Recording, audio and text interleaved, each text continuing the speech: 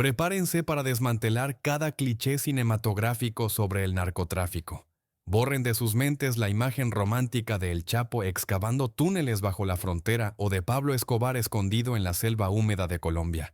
La historia que les vamos a contar hoy no tiene camisetas sucias, moteles baratos, ni fugas policiales. Imaginen por un instante una organización que no necesita sobornar generales, porque ellos son los generales. Una organización que no oculta cocaína en tanques de camionetas viejas, sino que dispone de hangares estatales, aeronaves militares de transporte e inmunidad diplomática.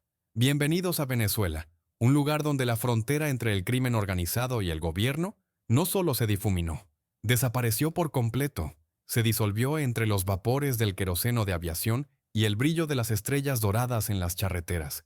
Esta es la escalofriante historia del Cártel de los Soles. Un monstruo que no se esconde en las sombras, sino que desfila por las plazas principales de Caracas al son del himno nacional.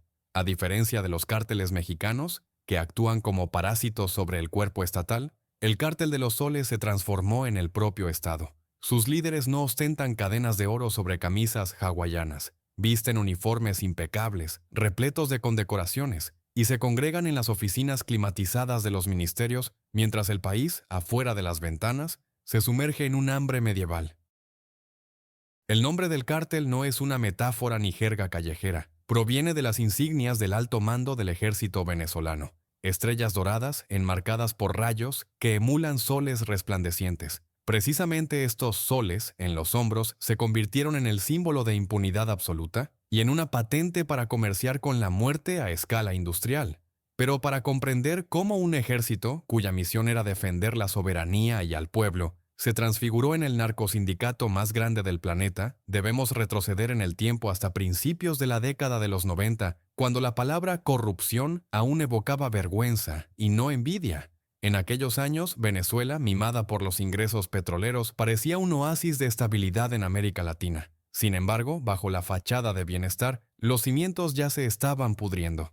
2.200 kilómetros de frontera con Colombia no son solo una línea geográfica, son una herida abierta por la que durante décadas se filtró el contrabando. Un papel crucial en la protección de estas fronteras lo desempeñaba la Guardia Nacional Bolivariana.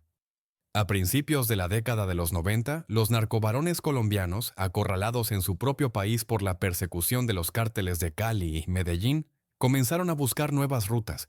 Veían a Venezuela no como un mercado de destino, sino como un corredor de tránsito ideal, y hallaron a individuos dispuestos a abrir las puertas. Jóvenes oficiales, comandantes de puestos fronterizos, recibían salarios con los que apenas podían alimentar a una familia, mientras que un solo camión de oro blanco dejado pasar podía asegurarles una vejez holgada. Entonces no era aún un sistema, era un regateo de conciencias, un soborno por el paso, ojos cerrados ante los vuelos nocturnos de avionetas, una tarifa por el silencio. Sin embargo, la corrupción caótica de principios de la década de los 90 fue solo el preludio de una verdadera pesadilla. El catalizador que transformó grupos dispersos de oficiales corruptos en una estructura monolítica fue la política. En 1992, el teniente coronel Hugo Chávez, carismático y obsesionado con la idea de la justicia social, intentó un golpe de Estado. El golpe fracasó. Chávez terminó en prisión, pero las semillas ya habían sido sembradas. El país, exhausto de las viejas élites, anhelaba un cambio, y en 1998, Chávez ganó las elecciones presidenciales de manera triunfal. Su revolución bolivariana prometía devolver el poder al pueblo, pero de hecho abrió la caja de Pandora. Chávez, siendo un militar hasta la médula, desconfiaba de las instituciones civiles. Veía al ejército como el único instrumento fiable de gobierno. Y este se convirtió en un error fatal que predeterminó el destino de la nación para las décadas venideras. Para afianzar su poder y proteger la revolución de enemigos internos y externos, Chávez comenzó a integrar sistemáticamente a los militares en todas las esferas de la vida nacional. Se lanzó el Plan Bolívar 2000, un programa a gran escala en el que generales y coroneles obtuvieron el control sobre la distribución de alimentos, la construcción de infraestructuras y la administración de fondos estatales. El ejército abandonó los cuarteles y ocupó las oficinas de economistas y gerentes. Oficiales que antes solo sabían disparar y marchar, de repente se vieron al mando de presupuestos multimillonarios. La lógica de Chávez era sencilla y, según él, genial. comprar la lealtad de las bayonetas, dándoles acceso al pesebre de la nación. Pero no había tenido en cuenta algo fundamental. El apetito se agudiza al comer. Los generales, que habían probado el sabor del dinero fácil proveniente de sobornos en construcciones y especulaciones con el tipo de cambio, comprendieron muy pronto que existía una mercancía cuya rentabilidad superaba en cientos de veces los ingresos petroleros. Precisamente en este momento, alrededor del nuevo milenio, se produjo un desplazamiento tectónico. Los guerrilleros colombianos de las FARC, Fuerzas Armadas Revolucionarias de Colombia, que durante décadas habían financiado su guerra contra Bogotá a través del narcotráfico, encontraron en el gobierno de Chávez aliados ideológicos. Para Chávez eran hermanos en la lucha contra el imperialismo. Para los generales venezolanos eran socios comerciales ideales. La ideología se convirtió en una coartada para el negocio. Así comenzó la gestación de ese cártel de los soles en su acepción moderna. Ya no se trataba de casos aislados de corrupción en puestos de control. Era una estructura donde el alto mando comenzó a utilizar los recursos del Estado: radares de defensa aérea, bases militares, infraestructura portuaria, para garantizar la seguridad del narcotráfico. Si antes un soldado de la Guardia cobraba $100 por no revisar un maletero, ahora un general recibía $1.000.000 para que los cazas de la Fuerza Aérea no interceptaran una avioneta que volaba desde la selva de Apure hacia el Mar Caribe. El sistema comenzó a devorarse a sí mismo. Los oficiales honestos, que intentaban reportar cargamentos extraños y vuelos no registrados, eran repentinamente despedidos, enviados a la jubilación o morían en circunstancias misteriosas. Se produjo una selección negativa. Solo ascendían quienes estaban dispuestos a mancharse las manos hasta los codos. A principios de la década de los 2000, en Venezuela se creó una situación única. El narcotráfico dejó de ser un crimen y se convirtió en parte del servicio estatal. Los soles en las charreteras comenzaron a brillar con una luz siniestra, iluminando las pistas de aterrizaje para aeronaves repletas de toneladas de cocaína de altísima calidad. Este fue el inicio del fin para el país, pero el comienzo de la edad de oro para aquellos con uniforme, quienes decidieron que las leyes estaban escritas para los mortales, mientras que para ellos solo existía el derecho del más fuerte y el susurro de los dólares estadounidenses. La máquina de la muerte se había puesto en marcha, y ya no había nadie que pudiera detenerla. Para hallar el paciente cero de esta epidemia que azotó a un organismo estatal completo, debemos trasladarnos desde las oficinas climatizadas de la Caracas moderna hasta la atmósfera sofocante, impregnada de olor a diésel y hojas podridas, de principios de la década de los 90. Entonces, mucho antes de que Venezuela se convirtiera en un paria mundial, la frontera con Colombia recordaba no tanto una línea fronteriza estatal, sino más bien una membrana a través de la cual se filtraba libremente todo aquello que podía generar provecho. En esos tiempos, la corrupción aún tenía un carácter tímido. Los oficiales de la Guardia Nacional, con salarios precarios, aceptaban sobornos en billetes arrugados, ocultando la mirada. Era una época en la que la palabra narcotráfico se pronunciaba en voz baja y no desde la tribuna de la ONU. Pero precisamente en esta suciedad y desesperación germinaban las semillas de lo que pronto se conocería como el cártel de los soles. La ironía del destino radica en que ese mismo nombre, que hoy resuena como una condena, no nació en los informes policiales, sino en los reglamentos del ejército. El término cártel de los soles emergió por primera vez en 1993 y era una referencia directa a las insignias de la jerarquía generalicia venezolana. Mientras los coroneles lucían estrellas en sus charreteras, los generales de brigada y de división exhibían con orgullo soles dorados y brillantes. Entonces, esta combinación de palabras no se utilizaba para designar una única corporación, sino como una imagen colectiva para un grupo de oficiales de alto rango que habían decidido que el código de honor no era algo para untar en el pan. La primera señal de alarma que la sociedad ignoró fue el caso del general Ramón Guillén Dávila, el hombre que lideraba la unidad antidrogas de la Guardia Nacional y era una persona de confianza de la CIA en la región. Resultó ser un agente doble en el juego más cínico de la década. Bajo el pretexto de entregas controladas de cocaína, supuestamente necesarias para rastrear las rutas de los cárteles colombianos, Dávila y sus subordinados, de hecho, organizaron su propio canal de venta. 1 tonelada de cocaína, enviada a Estados Unidos bajo la cobertura de la lucha contra las drogas, desapareció sin dejar rastro, disolviéndose en las calles de Miami, y en las cuentas de los oficiales venezolanos llegaron las primeras sumas considerables. Fue un precedente. Los cazadores se convirtieron en presas y los guardianes de la ley en sus principales transgresores. Sin embargo, estos primeros episodios fueron solo un preámbulo, una actividad artesanal en comparación con lo que se desató alrededor del nuevo milenio. En 1998 asume el poder Hugo Chávez, un carismático teniente coronel paracaidista que prometía limpiar el país de las viejas élites y construir una sociedad de justicia social. Su victoria en las elecciones se convirtió en un punto de inflexión que partió la historia de Venezuela en un antes y un después.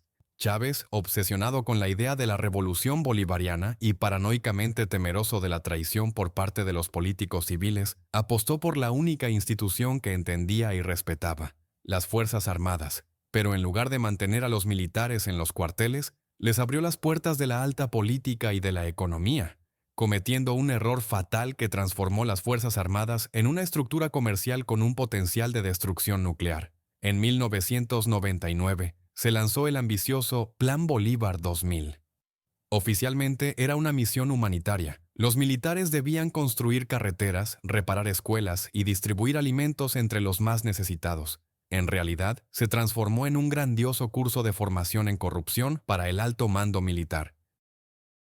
Los generales, que toda su vida habían aprendido a combatir, de repente tuvieron a su disposición presupuestos incontrolados. Se descubrió que firmar contratos para el suministro de productos inexistentes o inflar los presupuestos de construcción hasta 10 veces era una actividad mucho más lucrativa y segura que permanecer en las trincheras. Chávez, sin pretenderlo, corrompió a la cúpula del ejército con dinero fácil. Creó una clase de boliburguesía. Militares que habían cambiado el uniforme de camuflaje por ropa de marca, pero conservaban el derecho a portar armas y el poder absoluto sobre sus subordinados. Precisamente en esta atmósfera de permisividad e impunidad se produjo la mutación definitiva. Los generales, que ya habían saboreado la dulzura del peculado, comenzaron a buscar nuevas fuentes de superganancias. Los petrodólares fluían a raudales, pero implicaban una burocracia compleja. La cocaína, en cambio, era un activo simple, comprensible e increíblemente rentable.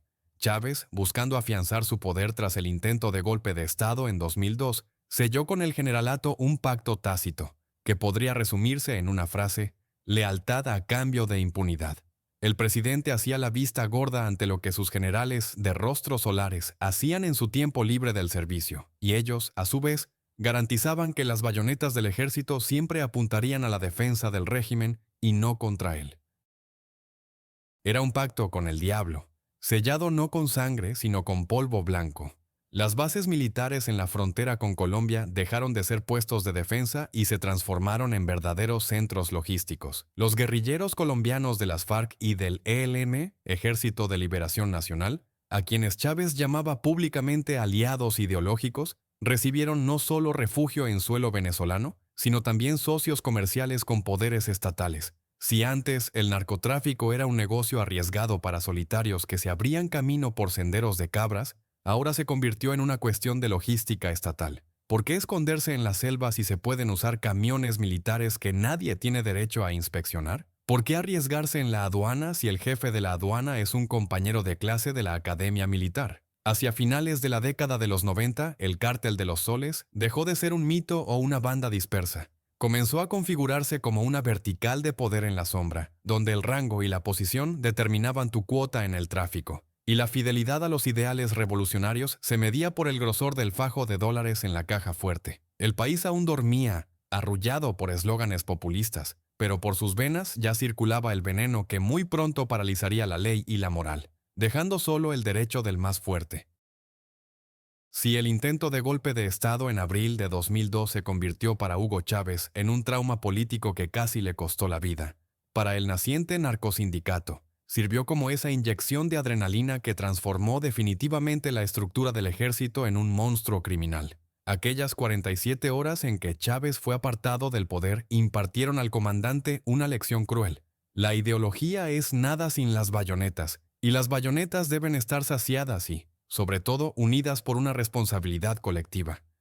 De vuelta al Palacio de Miraflores, el presidente inició una purga a gran escala. Los oficiales profesionales, que habían mantenido fidelidad al juramento y a la Constitución, fueron despiadadamente expulsados de las filas de las Fuerzas Armadas. Sus puestos fueron ocupados por individuos de nuevo cuño, oportunistas sin principios, cuya lealtad al régimen estaba garantizada no por el patriotismo, sino por el acceso a los flujos ilícitos. Precisamente en este periodo se consolidó la columna vertebral del Cártel de los Soles en su forma más agresiva.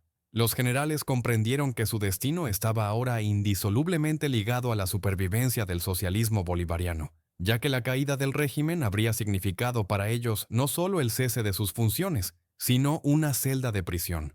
Pero para transformar a Venezuela en un centro global del narcotráfico, la sola lealtad de los generales era insuficiente. La presencia intrusiva de ojos extraños resultaba molesta. Los agentes de la DEA, la agencia antidrogas estadounidense, que operaban en el país en el marco de acuerdos bilaterales, eran esa espina en la garganta que impedía respirar con total libertad. Registraban vuelos sospechosos, reclutaban informantes en los puertos y hacían preguntas incómodas sobre el origen de las mansiones de coroneles con un salario de $300.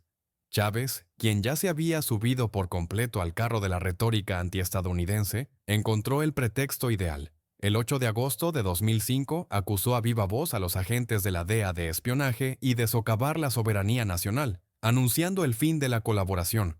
Desde las pantallas de televisión, esto se presentó como un acto de patriotismo y de defensa de la patria contra los tentáculos imperialistas.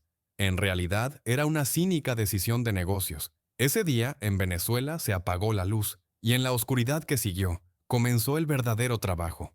La expulsión de la DEA marcó la señal para la apertura total de los cielos. Literalmente, al día siguiente de la partida de los últimos agentes estadounidenses, Venezuela se transformó en un portaaviones para la flotilla de la cocaína. El estado de Apure, fronterizo con Colombia, se convirtió en el epicentro de este milagro logístico. El terreno llano, oculto de miradas indiscretas, era ideal para crear cientos de pistas de aterrizaje ilegales. Pero lo más aterrador no residía en la existencia de estas pistas, sino en cómo se garantizaba la seguridad de los vuelos. Si en cualquier otro país del mundo una aeronave no identificada que cruza la frontera es inmediatamente interceptada por la defensa aérea, en Venezuela los radares comenzaron a quedar ciegos según un horario establecido. Los controladores militares recibían órdenes de ignorar determinados sectores del espacio aéreo en horas específicas. Esto se denominó Operación de Luz Verde. El arquitecto de este sistema, el hombre que transformó la inteligencia militar en el servicio de seguridad del cártel, fue el general Hugo Carvajal, conocido con el apodo El Pollo. Al frente de la Dirección de Inteligencia Militar, DEME, Carvajal no solo hacía la vista gorda con el tráfico, lo moderaba activamente. Bajo su atenta guía y con la participación activa de otro pez gordo, el general Henry Rangel Silva, se articuló un esquema que funcionaba con la precisión de un reloj suizo. Las aeronaves, cargadas con cientos de kilogramos de cocaína, despegaban de Apure y ponían rumbo a la República Dominicana, Honduras o México. Los pilotos ya no temían a los interceptores F-16 de la Fuerza Aérea Venezolana, porque a los mandos de los cazas se sentaban personas que recibían su parte por cada vuelo permitido. El cielo venezolano se convirtió en el corredor más seguro para las drogas en el hemisferio occidental.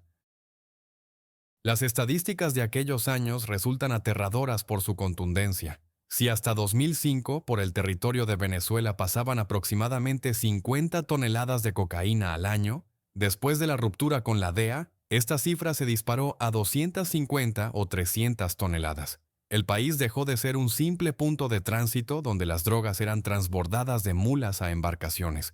Se convirtió en un gigantesco almacén y centro logístico, donde la mercancía se almacenaba en bases militares, se marcaba y se expedía a los consumidores con garantías estatales de calidad y seguridad. Los generales del Cártel de los Soles comprendieron que controlar el cielo era mucho más rentable que controlar la tierra.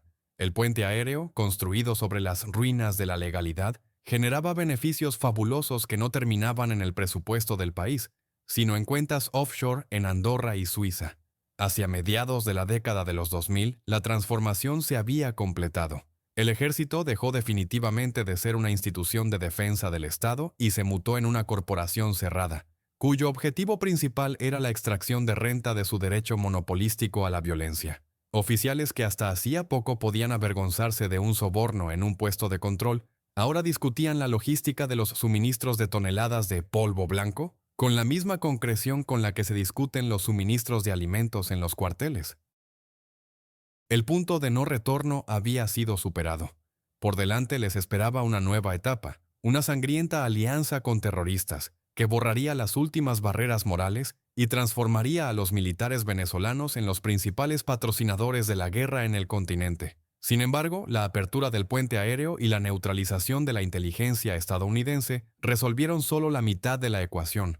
Aviones vacíos, aunque protegidos por escuadrones de cazas, no generan ganancias. Los generales del Cártel de los Soles necesitaban el producto, pero ensuciarse las manos en el fango de las plantaciones de coca, seguir los ciclos de la cosecha y manipular productos químicos en la selva no entraba en sus planes. Se veían a sí mismos como la aristocracia del mundo criminal, logísticos de alto nivel y no como agrónomos. Necesitaban un proveedor fiable, capaz de garantizar un flujo ininterrumpido de mercancía de calidad industrial. Y un socio así se encontró justo al otro lado de la cerca, en la persona de las Fuerzas Armadas Revolucionarias de Colombia, la siniestra sigla FARC. Hacia mediados de la década de los 2000, esta organización, que durante décadas había librado una guerra partisana, se había transformado definitivamente de idealistas marxistas en el cártel de drogas más grande del planeta, al que le faltaban desesperadamente rutas seguras para la exportación. Los intereses coincidían a la perfección. Los generales venezolanos tenían aeropuertos limpios y una cobertura estatal, mientras los comandantes colombianos contaban con cientos de toneladas de cocaína y una imperiosa necesidad de armas. Así nació la alianza más cínica en la historia moderna de América Latina. La retórica ideológica de Hugo Chávez sobre la hermandad bolivariana y la lucha contra el imperialismo se convirtió en el camuflaje ideal para la creación de una corporación criminal transnacional. Mientras desde las tribunas resonaban discursos encendidos sobre la solidaridad de los trabajadores, en la frontera se llevaba a cabo un trueque de índole muy diferente: cocaína a cambio de apoyo estatal y armamento. Venezuela comenzó a adquirir masivamente fusiles de asalto rusos AK-103, y de manera extraña, fusiles flamantes con la grasa de fábrica comenzaron a aparecer en manos de los guerrilleros de las FARC en la selva colombiana. No se trataba de una fuga accidental de los almacenes, era una política estatal de reabastecimiento a los socios comerciales. Los generales del Cártel de los Soles transformaron los arsenales del Ejército Nacional en un supermercado para terroristas, pagando por el oro blanco con plomo y pólvora. Los estados de Apure y Táchira, fronterizos con Colombia, de hecho, dejaron de ser territorio de Venezuela y se transformaron en dominios feudales soberanos del narcosindicato. Aquí, bajo la cobertura de las bases venezolanas de defensa aérea, los guerrilleros de las FARC instalaban sus campamentos, descansaban después de las incursiones y, sobre todo, almacenaban la mercancía antes de su envío. Pero para los habitantes locales, esta simbiosis se transformó en un verdadero infierno. Los generales no solo necesitaban corredores, sino también zonas de silencio, territorios completamente despejados de miradas indiscretas. Comenzó un periodo que los defensores de los derechos humanos llamarían más tarde el genocidio silencioso de la frontera. Los campesinos, cuyas tierras interesaban al cártel para pistas de aterrizaje o bases de clasificación, recibían un ultimátum: vender la tierra por unos céntimos e irse o desaparecer para siempre. Aquellos que intentaban resistir o apelar a la ley eran declarados cómplices de los paramilitares colombianos, combatientes de derecha, enemigos del régimen. Era una excusa diabólicamente conveniente. Cualquier campesino que se negaba a colaborar con las FARC y sus protectores venezolanos se convertía automáticamente en un enemigo de la revolución. Con el pretexto de limpiar la frontera de saboteadores, el ejército venezolano comenzó a realizar operaciones punitivas, que de hecho eran adquisiciones violentas de territorios en interés del narcotráfico. Los pueblos se vaciaban, los campos se cubrían de maleza, y en su lugar surgían hangares camuflados y laboratorios. La masacre en el estado de Táchira y las desapariciones masivas de personas en Apure en el periodo del 2005 al 2008 se convirtieron en el precio sangriento por la eficiencia logística del cártel. Los generales no solo cerraban los ojos sobre la presencia de combatientes extranjeros en su tierra, los usaban como sus perros de guardia para aterrorizar a su propia población. Precisamente en estos años se consolidó definitivamente el modelo económico del Cártel de los Soles. Ya no era simple corrupción, sino una empresa holding verticalmente integrada. Las FARC se encargaban de la producción y entrega de la mercancía en la frontera. La Guardia Nacional Venezolana garantizaba el corredor verde y la escolta a lo largo de la ruta hasta los puertos de Puerto Cabello o los aeropuertos. Y el Alto Generalato en Caracas aseguraba la cobertura política y el blanqueo de dinero a través de la compañía petrolera estatal PDVSA. El dinero de las drogas se mezclaba con los ingresos petroleros, volviéndose indistinguible e ilegal. Los generales que supervisaban las zonas fronterizas, como el futuro ministro del Interior Néstor Reverol o el general Kleiber Alcalá, se convirtieron en multimillonarios en dólares, cuyo patrimonio crecía con cada despegue de una avioneta. Para el 2008, la transformación había concluido. El ejército venezolano y los guerrilleros colombianos se fusionaron como siameses, compartiendo un sistema circulatorio común, a través del cual fluían no glóbulos rojos, sino cocaína disuelta en gasolina. La ideología cedió definitivamente su lugar al pragmatismo del beneficio. Hugo Chávez tal vez creyó usar a las FARC como un instrumento geopolítico de presión sobre sus vecinos, pero en realidad había introducido en su propia casa un virus que devoró el sistema inmunitario del Estado. El ejército, que había probado la sangre y las superganancias, ya no podía existir sin este sustento. El Cártel de los Soles dejó de ser simplemente un grupo de conspiradores uniformados. Se convirtió en la columna vertebral del régimen, listo para defender sus laboratorios y pistas de despegue con la misma furia con que los fanáticos defienden sus santuarios. Se vislumbraba la era del poder absoluto de los padrinos en uniforme, quienes ya miraban hacia nuevas alturas, el control de toda la maquinaria estatal.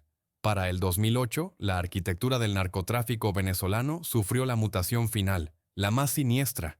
El cártel superó el nivel de los comandantes de campo y se estableció definitivamente en las oficinas más altas de Caracas. Si antes los generales en la frontera manejaban toneladas de cocaína, ahora los hilos del control fueron tomados por personas cuyas firmas estaban debajo de los decretos estatales.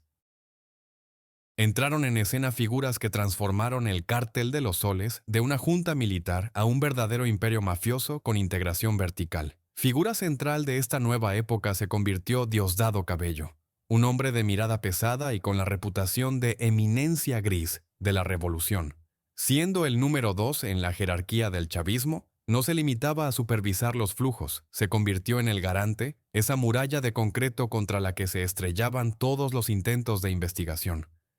Pero para la expansión global, la sola fuerza bruta no bastaba. Se necesitaban inteligencia y conexiones internacionales. Y este papel lo asumió Tarek El Aissami.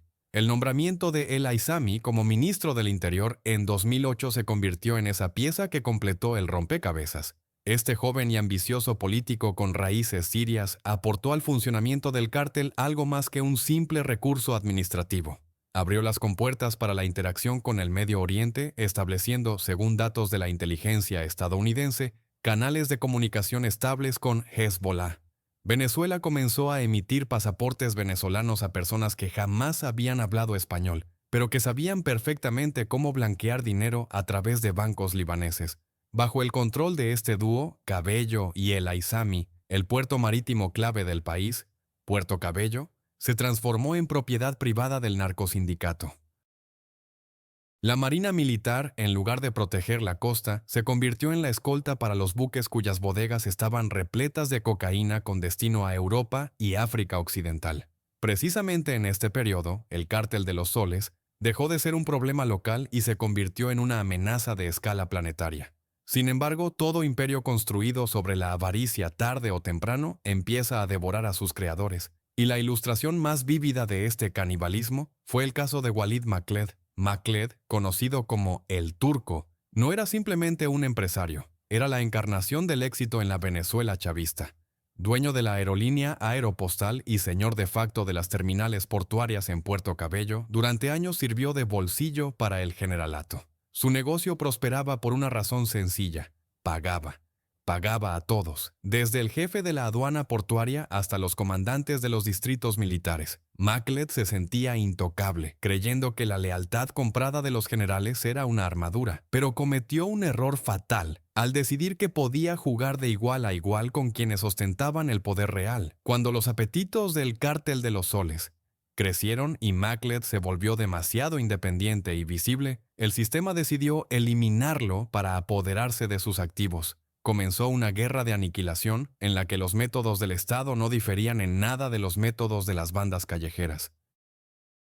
Para obligar a Macled a guardar silencio y quitarle el negocio, el cártel inició la eliminación metódica de su círculo.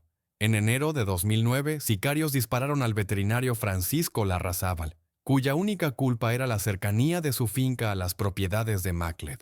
Pero la señal principal fue el asesinato del periodista Orel Zambrano. Zambrano era uno de los pocos que se había atrevido a publicar investigaciones sobre los vínculos de la familia Macled con el alto mando del ejército y el narcotráfico. Le dispararon a quemarropa, a plena luz del día, mostrando a todos: en Venezuela, la verdad se castiga con la muerte, sobre todo si toca los intereses de personas con estrellas doradas en las charreteras. Este asesinato no fue simplemente la eliminación de un testigo. Fue una ejecución pública, sancionada al más alto nivel. Macled, comprendiendo que sus amigos uniformados le habían firmado una sentencia de muerte, huyó a Colombia, donde fue arrestado en 2010. Su entrevista desde la prisión de Bogotá se convirtió en una bomba informativa que golpeó a Caracas con una onda expansiva. Con una sonrisa cínica, les contó a los periodistas que tenía en su nómina a más de 40 generales. Les pagaba como se paga por una colección de sellos, dijo, nombrando personas y cifras precisas. Afirmó que mensualmente llevaba maletas con millones de dólares a las oficinas de aquellos que desde las pantallas de televisión juraban lealtad a los ideales de Bolívar. Estos testimonios podrían haber destruido el régimen si Macled hubiera terminado en Estados Unidos, pero el Cártel de los Soles activó todas las palancas diplomáticas. En 2011, Colombia, bajo la presión del chantaje y los juegos políticos, extraditó a Macled no a Washington, sino a Caracas. El retorno de Macled a Venezuela se convirtió en el triunfo de la impunidad del cártel. No fue juzgado de manera ejemplar, simplemente lo ocultaron en los sótanos del servicio secreto local, el SEBIN, transformándolo en un muerto viviente, privado de voz. El caso Macled demostró vívidamente las nuevas reglas del juego, establecidas para 2012. En este país ya no existía una criminalidad independiente. Había un solo monopolista: el Estado. Cualquier narcotraficante, incluso el más rico, era solo un socio menor de los generales, y su vida valía exactamente lo que podía aportar en beneficios en ese momento. Diosdado Cabello y su entorno demostraron ser capaces no solo de organizar el tráfico, sino también de utilizar todo el poder del sistema judicial y penitenciario para eliminar a competidores y traidores. La era del padrino uniformado había alcanzado su apogeo. La mafia no había capturado al Estado. La mafia se había convertido en el Estado, reescribiendo el Código Penal según sus planes de negocio. La muerte de Hugo Chávez el 5 de marzo de 2013, que sumió al país en una histeria de luto, a muchos analistas les pareció el probable final de la era de libertad militar absoluta. Parecía que, sin el carismático comandante que mantenía a raya a los clanes heterogéneos, el castillo de naipes se derrumbaría bajo el peso de sus propias ambiciones. Sin embargo, el tránsito de poder a Nicolás Maduro, ex chofer de autobús y líder sindical, no solo no debilitó el control del narcosindicato, sino que cementó su posición como fundamento del nuevo régimen. Maduro, carente de la autoridad de su predecesor en los cuarteles del ejército, se vio obligado a pagar por la lealtad del generalato un precio doble. Si con Chávez el Cártel de los Soles era un socio en la sombra del gobierno, con su sucesor se transformó definitivamente en la estructura portante del Estado. Pero lo más terrible consistía en que el sentido de permisividad, cultivado durante años en las altas esferas del poder, comenzó a transmitirse por herencia, generando una generación de juventud dorada, para la cual el comercio de la muerte se convirtió en una especie de hobby de élite.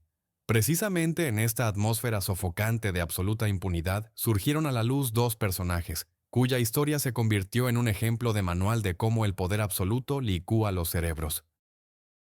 Efraín, Campo Flores y Franqui. Francisco Flores de Freitas no llevaban charreteras de general y no comandaban guarniciones en la frontera. Su principal activo era la sangre. Eran sobrinos de Cilia Flores, primera dama de Venezuela y esposa de Nicolás Maduro. Estos jóvenes, criados a la sombra del Palacio Presidencial de Miraflores, creían sinceramente que el apellido de su tía era un amuleto mágico contra cualquier ley de la física y del derecho penal. Pertenecían a la casta de los intocables, narcosobrinos, como los bautizaría más tarde la prensa mundial, y sus ambiciones se extendían mucho más allá del reparto de fondos presupuestarios. Querían jugar a lo grande, manejar toneladas de oro blanco y sentirse dueños de la vida, sentados a los mandos de jets privados. En el otoño de 2015, cuando Venezuela ya comenzaba a hundirse en el abismo de la catástrofe humanitaria, y en las tiendas desaparecían los bienes de primera necesidad, los primos Flores decidieron cerrar un trato que debía reportarles $20 millones en efectivo. Se trataba del suministro de 800 kilogramos de cocaína de alta pureza a Estados Unidos. Pero la forma en que abordaron la organización de esta transacción no demostraba la profesionalidad de narcotraficantes experimentados, sino una monstruosa presunción que rozaba la idiotez. Llevaban a cabo negociaciones no en sótanos oscuros, sino en lujosos hoteles de Honduras y Venezuela, jactándose abiertamente ante sus interlocutores de que la mercancía pertenecía a las FARC, y la logística estaba garantizada personalmente por el Estado. En las grabaciones hechas con cámara oculta, Efraín, con la negligencia de un hijo de papá que discute la compra de un nuevo Ferrari, declaraba: «Nosotros somos quienes tomamos las decisiones. El avión despegará directamente del hangar presidencial desde la rampa 4 del aeropuerto de Maiquetía». Para ellos era tan simple como pedir una pizza, usar la terminal destinada al jefe de Estado para cargar una aeronave de drogas. Sin embargo, los narcosobrinos no tuvieron en cuenta algo. En el mundo del gran narcotráfico, la traición es la única moneda fuerte. Las personas que ellos consideraban representantes del cártel mexicano de Sinaloa, en realidad eran informantes de la DEA que llevaban a cabo el juego más arriesgado de sus vidas bajo el nombre clave Operación Médico. Los agentes de la administración estadounidense documentaron durante meses cada paso de los presuntuosos príncipes, permitiéndoles hundirse cada vez más en el lodazal de sus propias ambiciones. Los primos incluso llevaron a uno de los encuentros 1 kilogramo de cocaína como muestra para probar la seriedad de sus intenciones. El peritaje mostraría más tarde una pureza del producto del 95%, una calidad accesible solo a quienes controlan los laboratorios a nivel estatal. Estaban tan seguros de su invulnerabilidad que ni siquiera se molestaron en verificar a sus socios, creyendo que los pasaportes diplomáticos de Venezuela que llevaban en el bolsillo los protegerían de cualquier justicia en este planeta. El epílogo de esta tragicomedia llegó el 10 de noviembre de 2015 en Puerto Príncipe, capital de Haití. Efraín y Frankie llegaron allí en un avión privado Citation 500, esperando recibir el primer tramo de dinero. Bajaron la escalerilla sonriendo al sol tropical y saboreando la pronta riqueza, pero en lugar de maletas con dólares, los recibieron las fuerzas especiales de la Policía Nacional Haitiana y los agentes de la DEA. En ese momento, cuando en las muñecas de los parientes del presidente se cerraron las esposas, su mundo se desmoronó. Los pasaportes diplomáticos resultaron ser trozos de papel inútiles en la zona de acción de una orden de arresto estadounidense. La operación se llevó a cabo de manera fulminante, para no dar tiempo a la Caracas oficial para una protesta diplomática o la organización de una fuga. Los sobrinos fueron inmediatamente subidos a un avión de la agencia antidrogas y trasladados a Nueva York. El juicio de los narcosobrinos en Manhattan no fue simplemente un proceso penal, sino una vivisección pública del régimen de Maduro. Los testimonios que resonaron en la sala del tribunal y las grabaciones de audio presentadas arrancaron las últimas máscaras. Los primos confesaron que el dinero del trato estaba planeado para financiar la campaña electoral de su tía, Cilia Flores, a la Asamblea Nacional.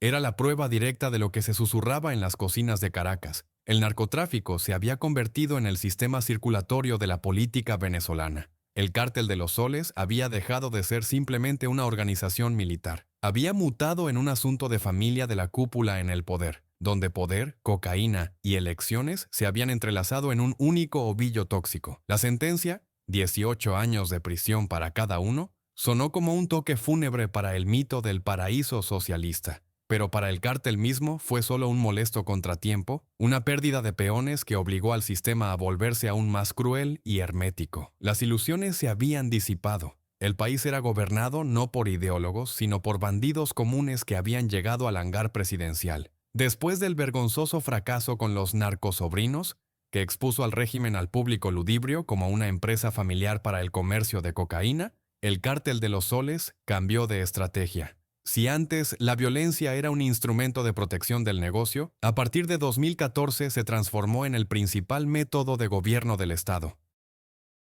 La época de los generales educados que llegaban a acuerdos en los pasillos terminó. En su lugar llegó una máquina de terror institucional, diseñada no solo para reprimir la disidencia, sino también para limpiar el territorio de cualquier competidor, ya fueran políticos de la oposición o bandas callejeras que no querían pagar tributo. Símbolo de esta nueva fase, extremadamente cruel, no fueron las unidades del ejército, sino una estructura creada específicamente, cuyas siglas todavía hoy evocan un terror pánico entre los habitantes de los barrios. FAES, Fuerzas de Acciones Especiales. Oficialmente, las FAES fueron creadas en 2016 como una unidad de élite de la Policía Nacional para la lucha contra el terrorismo y el crimen organizado. De facto, eran la guardia pretoriana personal del cártel, escuadrones de la muerte con máscaras negras y el emblema de la calavera en sus escudos. Sus métodos no tenían nada en común con el trabajo policial. Irrumpían en los barrios pobres de Caracas, como Petare o 23 de enero, no para realizar arrestos, sino para liquidaciones.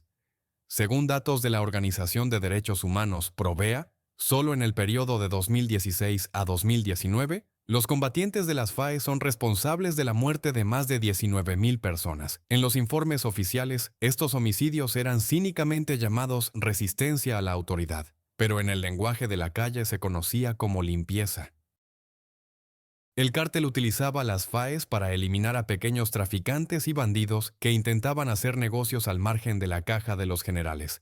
Era una monopolización del mercado a través de ejecuciones masivas. Cualquiera que comerciara drogas sin la licencia de los rostros solares recibía un balazo en la frente en su propia habitación, pero los apetitos del monstruo no se limitaban al mundo criminal. Las masivas protestas antigubernamentales de 2014 y 2017, causadas por una inflación monstruosa y la hambruna, se convirtieron para el cártel no en un desafío político, sino en una amenaza para su modelo de negocio.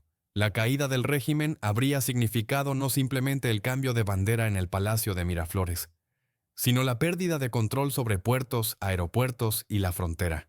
Por lo tanto, la represión de las protestas se transformó en una operación militar para la defensa de los activos. La Guardia Nacional y las FAES disparaban a los manifestantes con la misma frialdad con que eliminaban a los narcotraficantes competidores. Más de 160 muertos en 2017.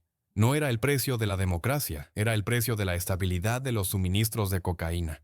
Los generales, cuyos patrimonios se calculaban en cientos de millones de dólares, entendían. O ahogaban las calles en sangre, o al día siguiente los extraditarían a Estados Unidos. La apoteosis de esta política de terrorismo de Estado fue la historia de Óscar Pérez, un exoficial de las Fuerzas Especiales de la Policía que había osado desafiar al sistema. Pérez, quien había secuestrado un helicóptero policial y lanzado granadas aturdidoras sobre el edificio del Tribunal Supremo en 2017, se convirtió en símbolo de esperanza para millones de venezolanos y en enemigo público número 1 para la cúpula del cártel. Sus acciones eran más un acto de desesperación y una performance mediática que una amenaza real, pero para un sistema construido sobre el miedo, el mero hecho de la desobediencia era inadmisible. La cacería de Pérez se llevó a cabo durante varios meses, y el epílogo llegó el 15 de enero de 2018 en el barrio de El Junquito. Lo que ocurrió después borró definitivamente la frontera entre una operación policial y una ejecución. Pérez y su grupo fueron rodeados por cientos de combatientes de las FAES y la Guardia Nacional. En vivo por Instagram, con el rostro cubierto de sangre, gritaba que estaban dispuestos a rendirse, que querían deponer las armas y pedían que se les garantizara la vida. «No disparamos, queremos negociar». Estas palabras las escuchó todo el mundo. Pero la orden, llegada de arriba, no contemplaba prisioneros. Sobre la casa donde se refugiaban los rebeldes se abrió fuego con lanzagranadas RPG-7, armas destinadas a la destrucción de tanques y no para asaltos policiales. El edificio fue literalmente arrasado. La pericia de los cuerpos mostraría más tarde que la mayoría de los miembros del grupo, incluido el propio Pérez, fueron rematados con disparos en la cabeza a corta distancia. Fue una masacre demostrativa, un mensaje a todos aquellos que pensaban en la resistencia. El cártel de los soles no negocia, destruye. El asesinato de Óscar Pérez se convirtió en el punto de no retorno para el régimen de Maduro. Demostró que el poder ya no necesitaba ni siquiera una apariencia de legalidad. El cártel se quitó definitivamente la máscara, demostrando que estaba listo para usar armamento pesado del ejército contra sus propios ciudadanos, que se habían atrevido a cuestionar su derecho al poder. Las FARC se transformaron en instrumento de dominio absoluto, y Venezuela en un territorio donde la única ley era la voluntad de las personas uniformadas que protegían sus rutas de cocaína. El miedo, sembrado en aquellos años, se convirtió en ese cemento que selló las grietas en los cimientos del régimen, permitiéndole sobrevivir a la crisis económica más grave en la historia del continente. El sistema aprendió a matar no solo por lucro, sino también por supervivencia, transformando a todo el país en rehén de su negocio criminal. Para 2016, los cimientos económicos del régimen, que durante años se habían sostenido sobre precios del petróleo por las nubes, comenzaron a resquebrajarse. Las cotizaciones del oro negro se desplomaron, y el flujo de petrodólares que alimentaba la lealtad del ejército y los apetitos de los funcionarios se transformó en un delgado arroyo. Pero para el Cártel de los Soles, la crisis no fue un motivo para apretarse el cinturón, sino una señal para la búsqueda de una nueva presa. La cocaína, con toda su rentabilidad, requería una logística compleja e interacción con socios extranjeros. Los generales necesitaban un activo que se pudiera literalmente extraer de la tierra y meter en el bolsillo. Un activo sin fecha de caducidad y aceptado en cualquier parte del mundo sin preguntas superfluas. Su mirada se dirigió al sur, a la selva del estado Bolívar, donde bajo la cobertura de bosques centenarios se ocultaban yacimientos de un metal por el que los hombres se mataban entre sí desde hace milenios. Comenzó la época del arco minero, el arco minero del Orinoco, un proyecto que oficialmente se presentaba como la salvación de la economía, pero que de facto se convirtió en la página más sangrienta de la historia de la criminalidad venezolana. En febrero de 2016, Nicolás Maduro firmó el decreto para la creación de la Zona de Desarrollo Estratégico. Sobre el papel parecía una atracción de inversiones extranjeras en la extracción de recursos minerales en un territorio de 112.000 kilómetros cuadrados, más que el territorio de Portugal o de Cuba. En realidad, el Estado certificó que transfería una colosal porción de su tierra en posesión feudal a generales y bandas criminales. El Cártel de los Soles comprendió rápidamente: quien controla las minas, controla la vida. El ejército, llamado a proteger estos territorios, de hecho se puso a la cabeza del saqueo depredador del subsuelo. Pero había un problema: la selva ya estaba ocupada. Allí gobernaban los pranes, jefes de bandas carcelarias y sindicatos que durante años controlaron la extracción ilegal. Para apoderarse del oro, los militares debían someterlos o destruirlos. La primera sangre derramada en esta guerra por los recursos fue un shock incluso para una América Latina que ya había visto mucho. El 4 de marzo de 2016, en la ciudad minera de Tumeremo, ocurrió un evento que los defensores de los derechos humanos llamarían más tarde la masacre de las motosierras. Un grupo de 28 mineros que se dirigían a trabajar en la mina Atenas desapareció sin dejar rastro. Los habitantes locales contaban en voz baja cómo las personas eran capturadas en los puestos de control, atadas y llevadas en las cajas de los camiones. El ejecutor de esta acción fue un bandido local apodado El Topo, Yamilton Andrés Ulloa Suárez. Pero El Topo era solo un instrumento, un peón en el juego de grandes charreteras. Testigos afirmaron que la operación se llevó a cabo con la total connivencia y quizás incluso con el apoyo de agentes del SEBIN, Servicio Bolivariano de Inteligencia, y hombres del gobernador del estado Bolívar, el general retirado Francisco Rangel Gómez. La reacción del general Rangel Gómez a la desaparición de las personas fue el clímax del cinismo típico del Cártel de los Soles. Cuando los familiares de los desaparecidos bloquearon las calles exigiendo la verdad, el gobernador declaró públicamente que no había habido ninguna masacre, calificándola de masacre virtual, inventada por la oposición para desestabilizar la región. Era la táctica clásica del cártel: negar la evidencia hasta que los cadáveres empezaran a emerger por sí solos. Y emergieron. Después de 2 semanas, los cuerpos de los mineros fueron hallados en una fosa común. Habían sido desmembrados, empaquetados en bolsas de plástico negro y arrojados a una mina abandonada. La pericia mostró que muchos habían sido asesinados con disparos en la nuca, la firma de los castigadores que limpian el territorio. La masacre en Tumeremo no fue una explosión espontánea de violencia, fue una adquisición violenta. La mina Atenas, que producía kilogramos de oro, fue simplemente arrebatada a los pequeños mineros para pasarla bajo el control de estructuras afiliadas a los militares. Después de Tumeremo, la violencia en el sur de Venezuela se volvió sistémica. Los militares crearon la compañía Camimpec, compañía anónima militar de industrias mineras, petrolíferas y de gas. Era una cobertura legal para el saqueo. Los generales, una vez obtenidas las licencias de extracción, no llevaban allí excavadoras ni ingenieros. Hacían algo más simple. Imponían un tributo a los sindicatos, bandas armadas que obligaban a los indígenas locales y a los venezolanos hambrientos llegados del norte a trabajar con el barro hasta las rodillas y el mercurio a cambio de comida. Aquellos pranes que aceptaban pagar la vacuna, el soborno, al comandante del distrito militar, recibían armas e inmunidad. Aquellos que intentaban esconder las pepitas eran eliminados por las fuerzas especiales del ejército bajo el pretexto de lucha contra la extracción ilegal. Era una simbiosis de Estado y bandolerismo en su forma absoluta, destilada. En la selva comenzó una verdadera catástrofe ecológica y humanitaria. Los pueblos indígenas, como los Pemón y los Yanomami, eran exterminados o expulsados de sus tierras, porque sus bosques sagrados se encontraban sobre vetas de oro. Los ríos eran envenenados por el mercurio, los bosques quemados, y en su lugar surgían campos donde prosperaban la trata de esclavos, la prostitución y la malaria. Pero para el cártel de los soles, estos eran solo gastos accesorios. El oro no olía ni a mercurio ni a carne en descomposición. Se transformaba en el instrumento ideal para sortear las sanciones internacionales. Los lingotes, fundidos en condiciones artesanales, eran transportados en aviones militares a Caracas y de allí a Turquía, Emiratos Árabes Unidos e Islas del Caribe. En el periodo de 2017 a 2019, cuando Estados Unidos comenzó a apretar el lazo de las sanciones al cuello del sector petrolero PDVSA, precisamente el oro ensangrentado se convirtió en el salvavidas para el régimen y personalmente para la cúpula del cártel. Toneladas de metal precioso eran exportadas en aviones privados, disolviéndose en las zonas grises de la economía mundial. Diosdado Cabello y Tarek, el Aizami, supervisaban estos flujos, transformando el patrimonio nacional en fondos de seguro personales. El contraste era monstruoso.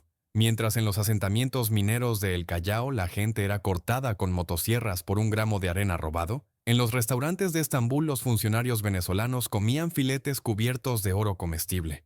La fiebre del oro corrompió definitivamente al ejército. Los oficiales se peleaban por el nombramiento en el estado Bolívar, sabiendo que un año de servicio allí garantizaría a sus nietos una vida holgada en Miami o Madrid.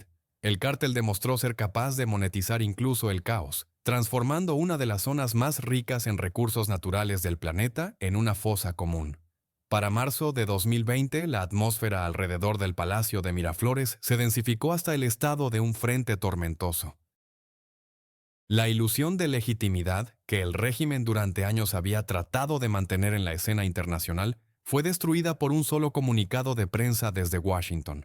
El 26 de marzo, el fiscal general de Estados Unidos, William Barr, subió a la tribuna y hizo lo que antes parecía impensable en la diplomacia moderna. Anunció una recompensa por la cabeza del jefe de Estado en funciones. El Departamento de Justicia de Estados Unidos presentó oficialmente acusaciones de narcoterrorismo contra Nicolás Maduro y 14 de sus colaboradores más cercanos. No era simplemente otro paquete de sanciones, era un precio puesto en subasta. Por información que condujera al arresto de Maduro se ofrecían $15 millones, por Diosdado Cabello 10 millones. En un instante, toda la dirigencia de Venezuela pasó del estatus de parias políticos a la categoría de criminales prófugos, cuyos retratos cuelgan en las paredes de las secciones de la DEA junto a las fotos de El Chapo. El acto de acusación se leía como el guión de una saga de gánsteres. Los fiscales describieron detalladamente cómo el cártel de los soles, en contubernio con los terroristas colombianos de las FARC, había transformado el Estado en un conducto global de cocaína, inundando intencionadamente Estados Unidos con drogas como guerra asimétrica. Este paso de Washington desencadenó en las filas del generalato una reacción en cadena de miedo y paranoia. El primero en no resistir fue el general mayor Kleiber Alcalá, un hombre que durante años había controlado el tráfico en el norte del país y era considerado uno de los arquitectos del ala paramilitar del cártel. Comprendiendo que su vida ahora valía menos que la recompensa por su captura, Alcalá se entregó a los agentes de la DEA en Colombia solo un día después del anuncio de las acusaciones. Eligió una prisión estadounidense en lugar de una bala venezolana. convirtiéndose en el desertor de más alto rango dispuesto a entregar todos los esquemas y las rutas de sus excómplices. Sin embargo, la presión externa fue solo el preludio de la tragicomedia que se desarrolló en la costa del estado de La Guaira en mayo de 2020. La operación Gedeón, concebida como un audaz desembarco de tropas para la captura de Maduro, se transformó en un fracaso catastrófico, que el cártel utilizó brillantemente en su propio interés. Un grupo de mercenarios, liderado por el ex boina verde estadounidense Jordan Goodrow, intentó penetrar en el país en lanchas de pesca, pero los estaban esperando. La inteligencia venezolana, profundamente integrada en las estructuras del narcotráfico, sabía de la invasión con antelación. En lugar de un asalto heroico, se produjo una ejecución en la orilla del mar. Los combatientes de las FAES y los militares recibieron las lanchas con una lluvia de fuego.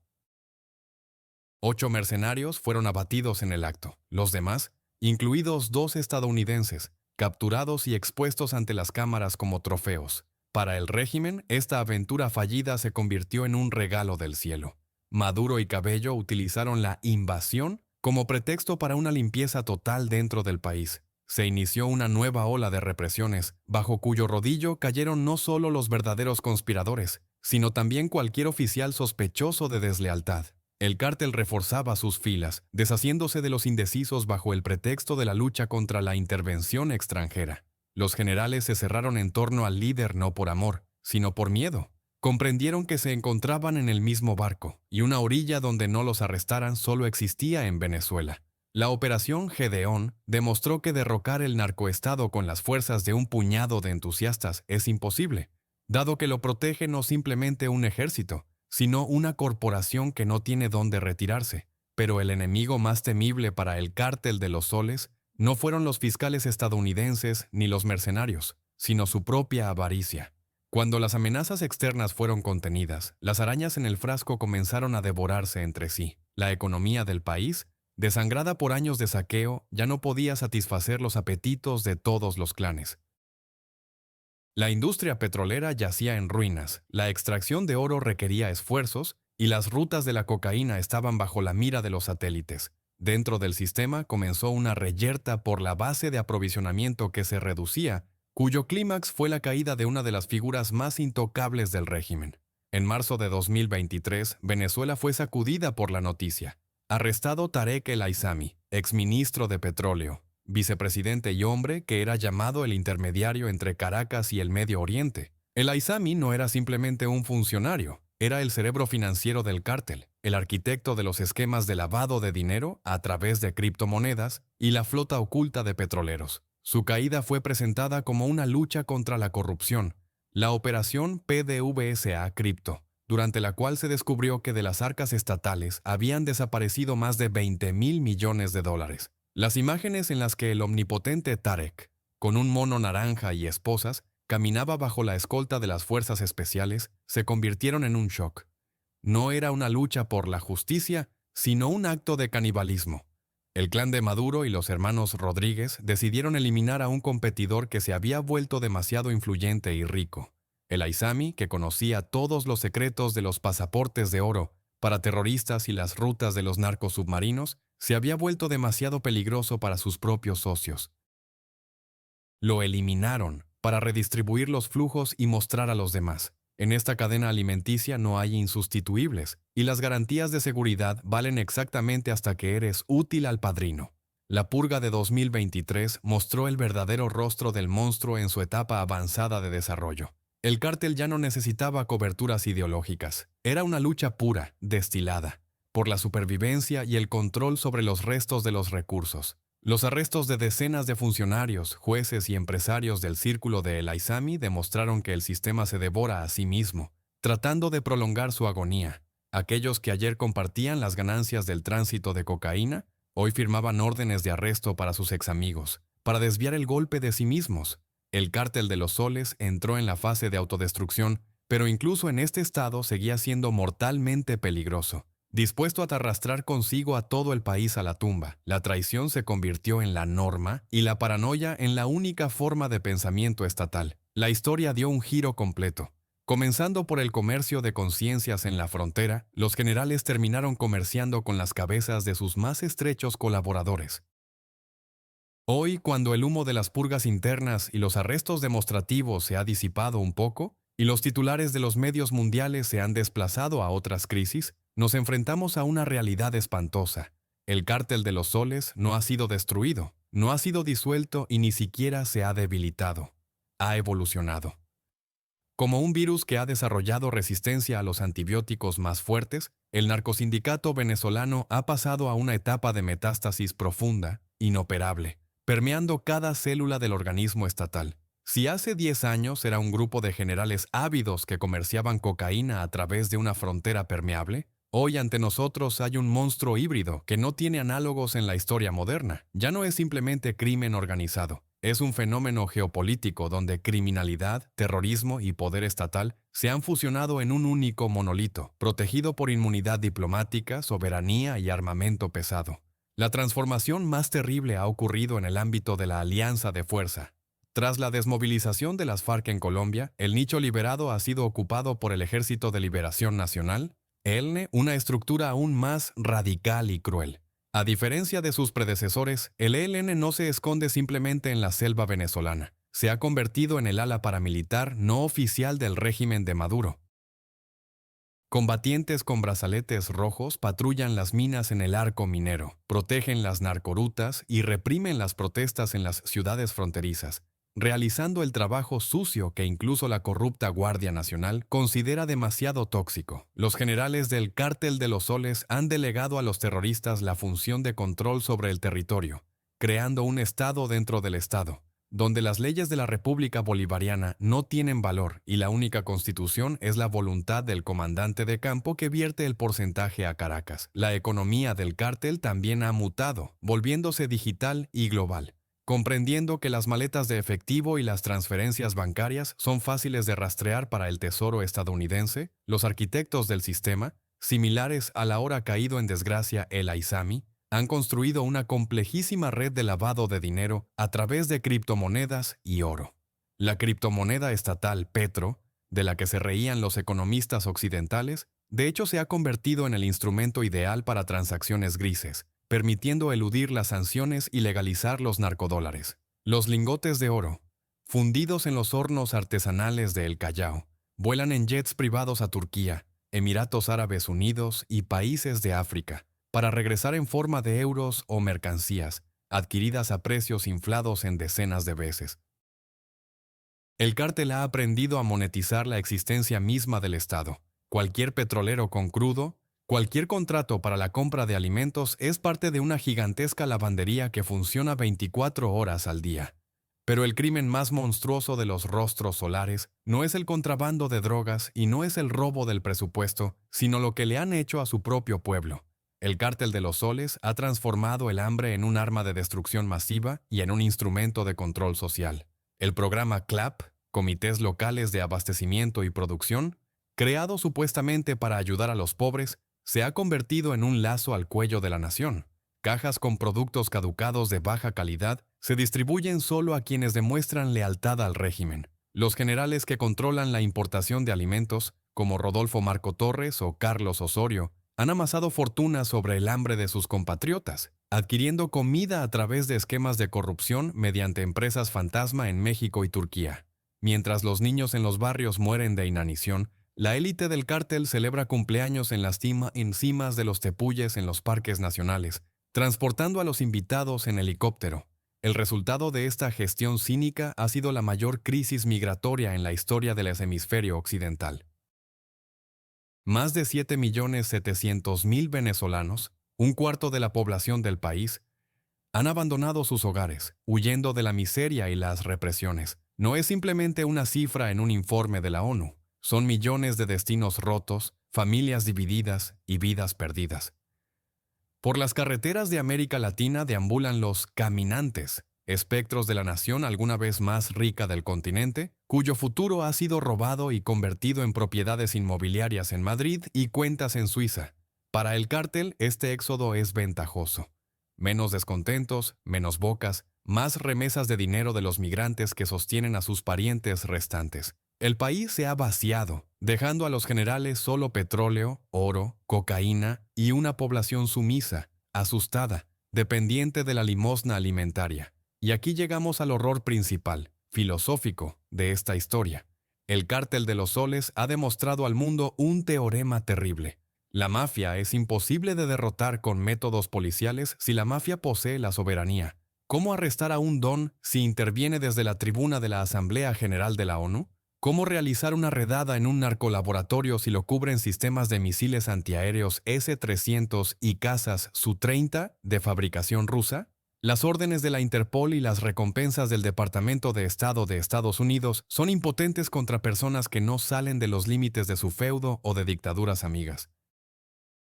Venezuela se ha convertido en el primer verdadero narcoestado de la historia, donde la criminalidad no solo ha penetrado en el poder, sino que lo ha reemplazado por completo. Uniformes, condecoraciones, himno y bandera. Todo esto se ha convertido solo en material escénico teatral, decoración para un sindicato criminal global. La Caracas de hoy es un monumento a la codicia humana y a la impunidad. En los barrios de élite, como Las Mercedes, crecen rascacielos de cristal y cemento, abren boutiques Ferrari y restaurantes de alta cocina, donde por una cena se paga más de lo que un maestro gana en 10 años. Es una economía de burbuja, inflada por los narcodólares, un banquete durante la peste, un escaparate surrealista del éxito del cártel. Y solo a unos pocos kilómetros, en los barrios marginales de Petare, la gente bebe agua de los charcos y muere de enfermedades que habían sido erradicadas en el siglo XIX. Este abismo entre la boliburguesía uniformada y el pueblo ya no es superable pacíficamente. El sistema se ha cerrado sobre sí mismo, protegiéndose del mundo exterior con una muralla de bayonetas y con la mentira de la propaganda estatal. La historia del Cártel de los Soles no es solo una crónica criminal, es una advertencia a toda la humanidad sobre la fragilidad de la civilización.